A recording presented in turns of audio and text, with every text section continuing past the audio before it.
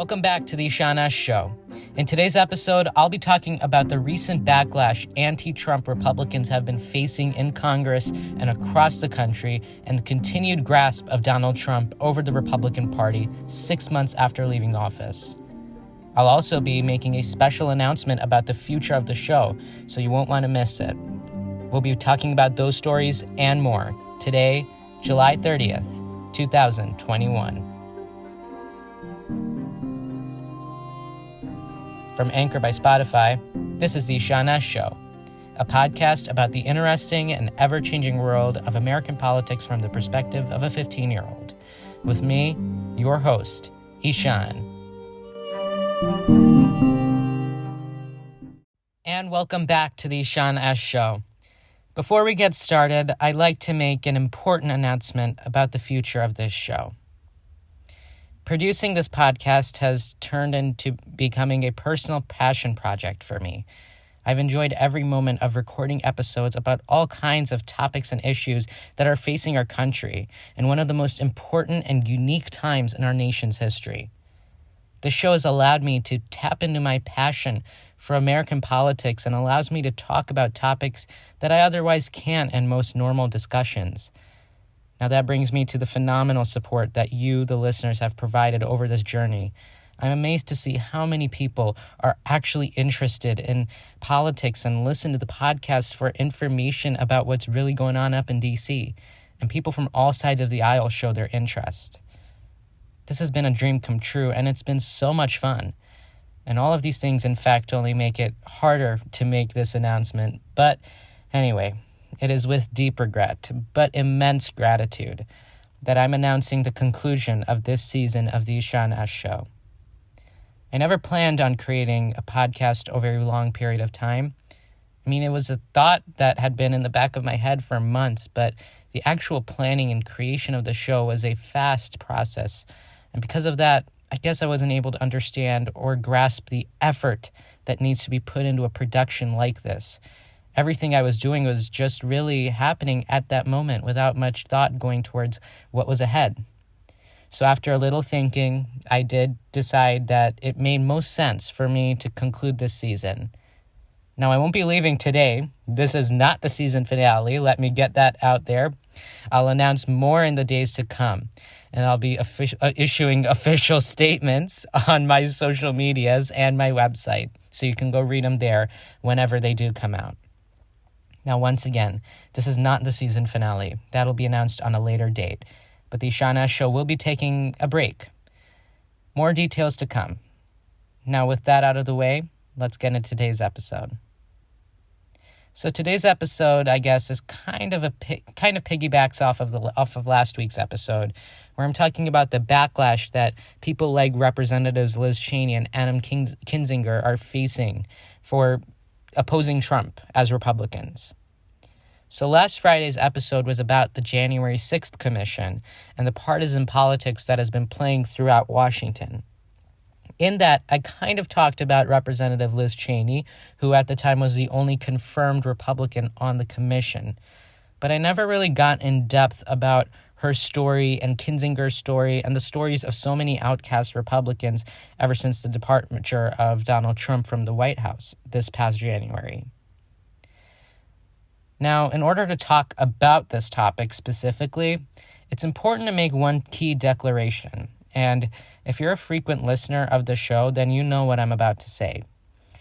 Ever since Donald Trump was declared the presumptive nominee of the Republican Party in 2016, the party has turned him into a Reagan-like figure who has turned to fundamentally change Republican politics forever. And it all happened overnight when Republican voters across America showed who they wanted to be the faces of their party. Before 2016 or before Trump, this new brand of the GOP was more populist and an energized base that vehemently rejected the establishment status quo Republican Party. It was born out of a complete rejection of the policies of the Obama administration, called itself the Tea Party movement, and then after many of these people made it into Congress, they started calling themselves the so-called Freedom Caucus. Now, this group of GOP lawmakers were not completely accepted by the establishment GOP, like people like former speakers of the House John Boehner and Paul Ryan, and for a while even Mitch McConnell. But when the 2016 Republican primaries began, there was a fierce and sort of successful rejection of that establishment thought process or viewpoint. And it must have tapped into the moods of a lot of GOP voters, because many of the people who were running for president under that Freedom Caucus Tea Party banner became household names and celebrities in the movement. It gave rise to people like Ted Cruz and Marco Rubio and Rand Paul. And it also interested a certain real estate developer from New York. During the primaries, Trump's candidacy was seen as a complete joke, and his opponents truly made fun of him, insulted him, and dismissed him. I think it went as far as current proud Trump supporters like Lindsey Graham saying tough things about the candidate. But then Trump did appeal to some base, and the joke candidacy suddenly started winning in New Hampshire, South Carolina, Nevada, and over 35 other states and territories throughout the primary. It was at this point that I think most Republicans shut up and started supporting Trump without looking ahead or behind. They just knew that they had to support Trump. And it was at this moment that Trump became a virtual hero for people in the Tea Party movement and the Freedom Caucus. Since then, the Republican Party has been under the firm grasp of Donald Trump, especially in this age of politics where policy isn't necessarily the main point of discussion, but rather your behavior and rhetoric are what have started to become equally as important. And Trump definitely has benefited from that. Now, with such a drastic overnight change for the Republican Party, I'm sure most people were looking for a credible opposition, and they were right to do so. In any situation where someone suddenly enters the scene, there will definitely be people who don't approve this sudden change in authority, or would want to be that authority figure themselves. After Trump became the leader of the party, there was significant opposition from a small faction within the Republican base and minor Republican officials who didn't want Trump as their leader. But for the most part, people consolidated around Trump in an instant when it became clear who was the boss. People like Governors Mike Pence at the time, who endorsed Ted Cruz, and Nikki Haley, who supported Marco Rubio, senators like Mitch McConnell and Lindsey Graham, and a whole slate of representatives who had thrashed Trump suddenly were on board with the idea of a President Trump. And there wasn't much opposition to Donald Trump, at least there wasn't any significant opposition to his candidacy that I can remember anyway. And I think this in part helped him ultimately win in 2016. One of Hillary Clinton's campaign's major setbacks was that they struggled to resonate with the progressive base of the Democratic Party. This resulted in many progressives in crucial electoral swing states like Wisconsin and Michigan many of these progressives voting for other parties, primarily the Green Party. If it wasn't for that, there would have been enough votes to outright declare Hillary Clinton the winner in these states with a comfortable margin. But instead, Donald Trump once again indirectly benefited from his opponent's mistakes and won that state with a margin of victory being less than a percentage point. It was squarely because Republicans across the board believed in Trump and turned out to vote for him that he won. And those who didn't support him, well, they stayed at home. Throughout the Trump presidency, Republicans were pretty much in line with whatever the administration wanted. Tax Cuts Act of 2017? Check. Border wall? Done. Anything else? You got it. And in return, leaders like Mitch McConnell were able to get their wish list checked. For McConnell specifically, that meant cementing a conservative dominance in the federal court system for years to come. Throughout it all, there wasn't a lot of opposition to Trump and his policies within the Republican Party, except from people maybe like Susan Collins and Lisa Murkowski. However, it wasn't really enough to shake things up for his agenda. That was until it was time for Trump's reelection. At this point, we had faced COVID, an economic crisis, discussions about justice, and so many other topics. And after the election, when Trump did lose, it was also his denial of loss that had concluded with Democrats saying they had had enough, but also some Republicans. After we come back from a break, I'll talk about the Republican opposition to Trump right now, the things that have happened since he left office, and the people that are in this class of Republicans. Don't go anywhere. We'll be right back after this short break. All right, I'm back. So before we left, I was talking about the rise of Trumpism in the Republican Party and how not supporting former President Trump wasn't really in the fashion for most of his time in office, at least if you were a Republican. But after the election, when Trump openly denied the fact that he lost the election, he had essentially put up the entire Republican Party for an important, crucial test of loyalty.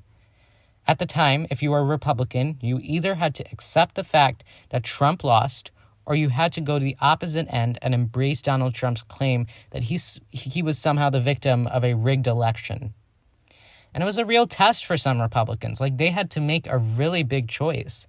Because think about it. For them, it mattered because it was their career that was on the line. If Trump, as most odds were pointing, Trump wasn't going to be president by January 20th, but he was still going to be a big and strong force. So if this representative did not vote for Trump or did not go for Trump, then that could really jeopardize their chances at winning a primary. So it was a big choice and an important choice where they had to make a choice between their party and the general belief of a lot of people. Many Republicans went the first route. That was for their party. Now, this went on even until the day of the certification for the election, when over 140 Republican lawmakers voted to object to the certification of the Electoral College for Joe Biden's victory.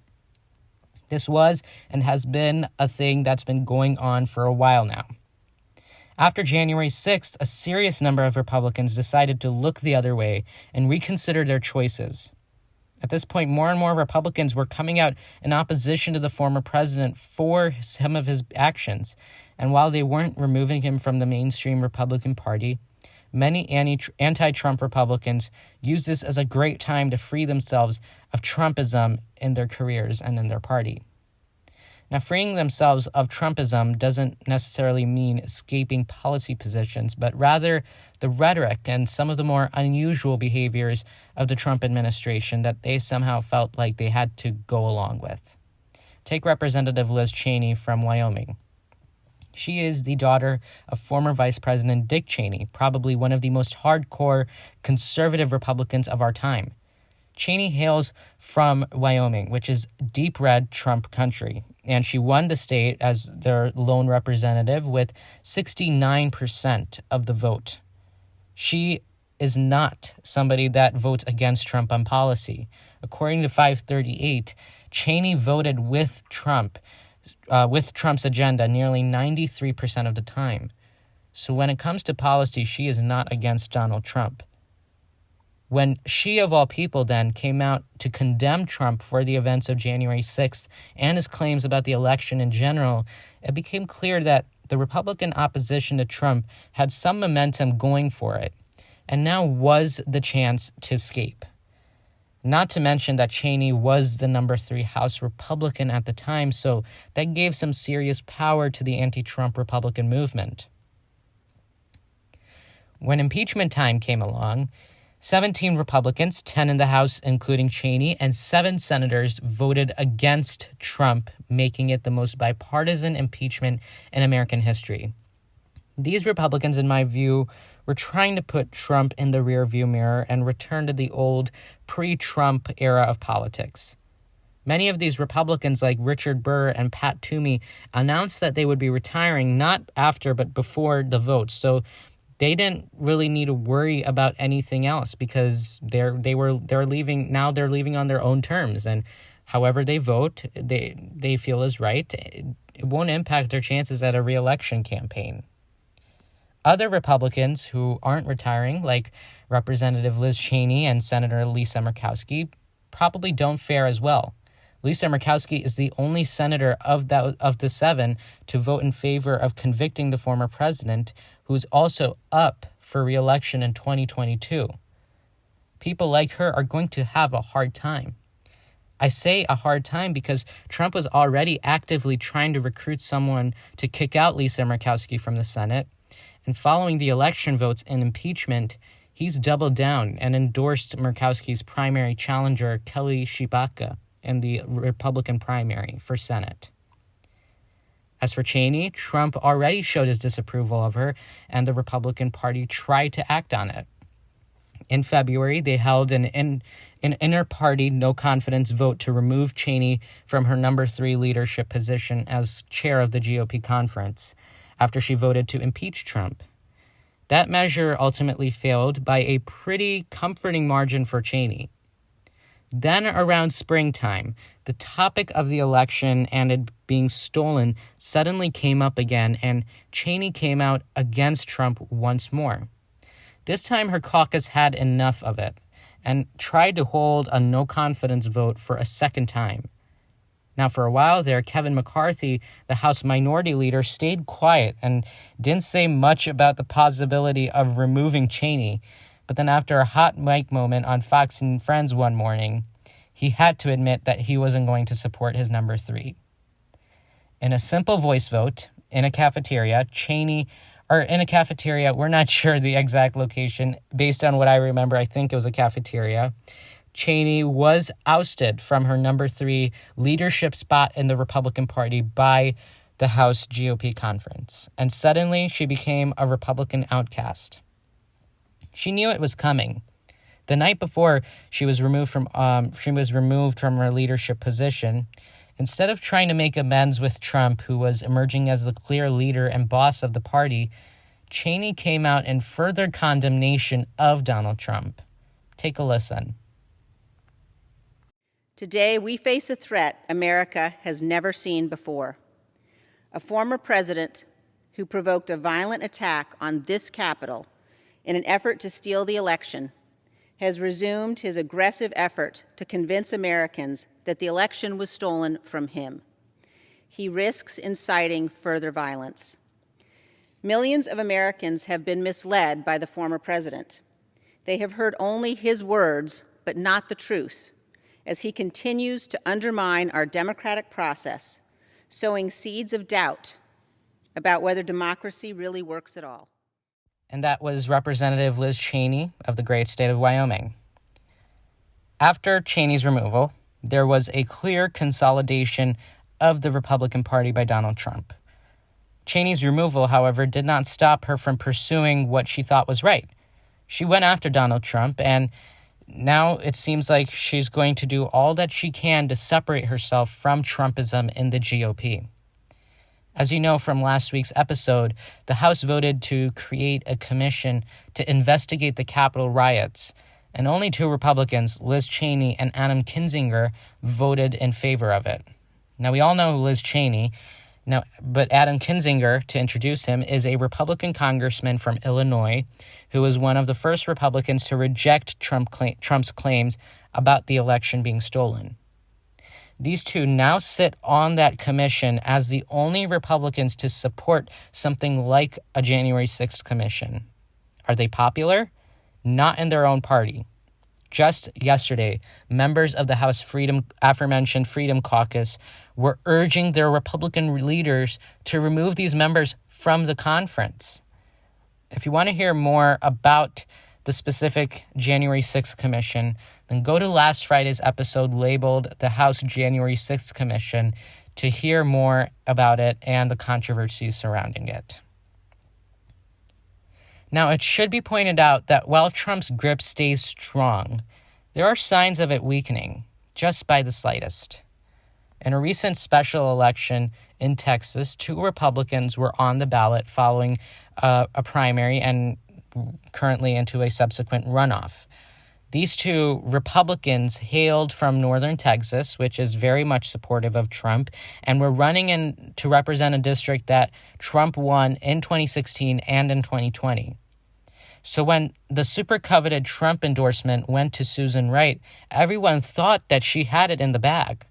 But earlier this week, her opponent, Jake Ellzey, won the election in a surprise upset with 53% to Wright's 47%.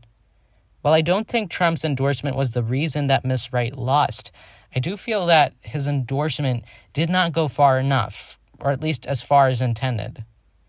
Could that be a sign of the beginning of a waning Trump presence in the GOP? It's anybody's guess. However, I should point out, in a CPAC straw poll, 70% of attendees wanted Trump to run in 2024. So we'll need to see how things go. If you are interested in seeing the power of the Trump endorsement get tested, there's a primary in Ohio next week with a field of 11 Republicans running. You can take a look at that election to see how Trump's grip over the party is right now. Now, here are my thoughts on what I feel about the Republican Party right now with its little fight. I feel that Trump continues to remain a tough force in the party, and he and his politics are not going anywhere away from the political stage anytime soon. As Cheney and Kinzinger and other Republicans begin to test Trump's power within the party, I think we'll continue to see at least some of that infighting for a while. For 2024, I don't know if Trump's running. I'm sure you don't know if he's running. Sean Hannity doesn't know. Only Trump knows. But whatever he is doing, in the case that he doesn't run, then like I said in my Future of the Republican Party episode, it's going to be a race to find a successor to the Trump movement to lead it further, not for a new movement. Trump will stay. Trumpism will stay. For the 2022 midterms, Republicans look strong, and they are united for the most part. But again, we need to watch how long they can stand the choices of anti-Trump Republicans like Liz Cheney and Adam Kinzinger. Until then, we are going to continue to watch Trump for his next move, who, without a Twitter account or the communications power of the presidency, continues to cement his legacy as the leader of the Republican Party.